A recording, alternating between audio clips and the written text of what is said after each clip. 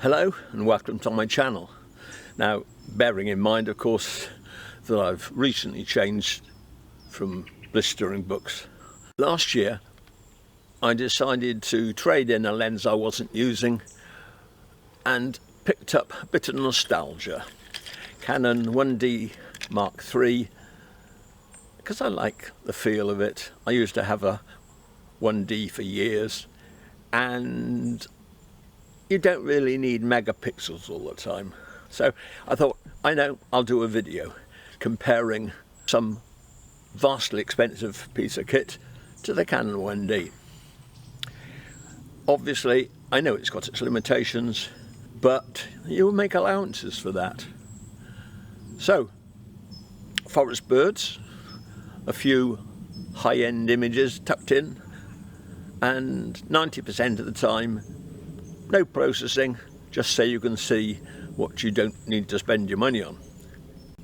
Yes, I know the 1D3 doesn't do video, but it's rather essential to show how frenetic woodland birds can be. So the video is shot on a mirrorless camera.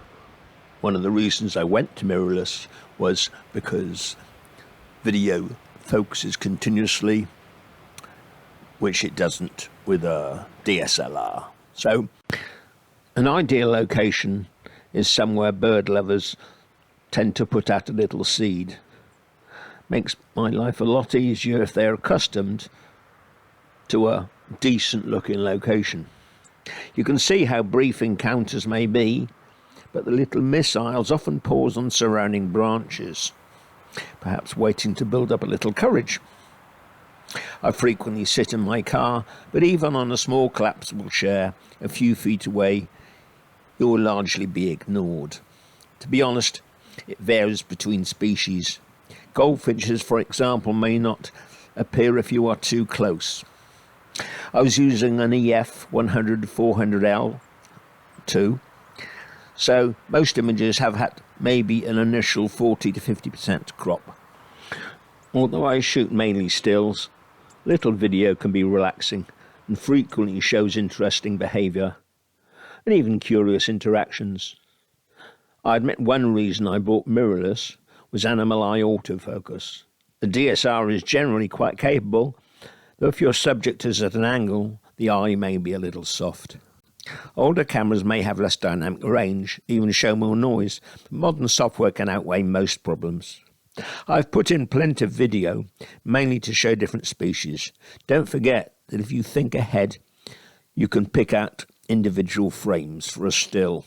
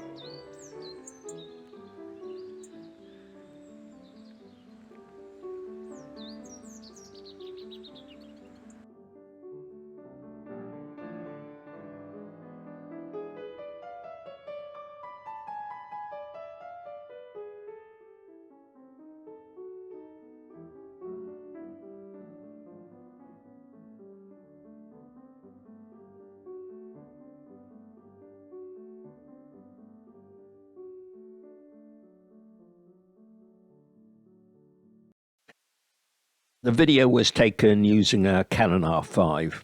There were 3 images taken on that body, answers in the credits. Feel free to subscribe.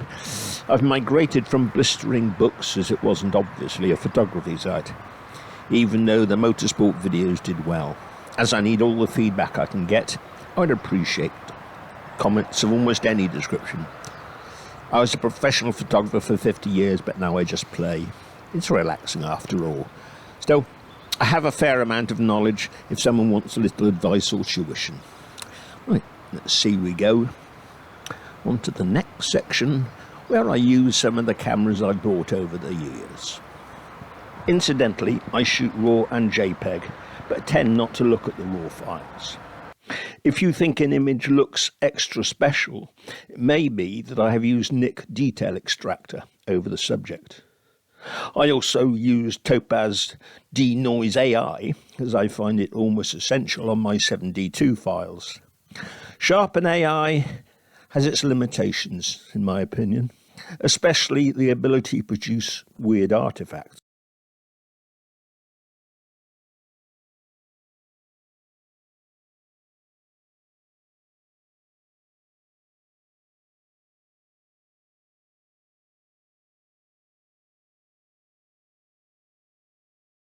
Now you've looked at a lot of insanely silly images, I'm just going to do a guide, a walk through the past, as it were, where I've picked images from digital cameras I've been using, oh god, far too far back in the past, and you can look and say, why am I spending vast sums of money when I can pick up a perfectly good camera, say from MPB, for something like 100, 200 quid. Make your mind up, you might be surprised.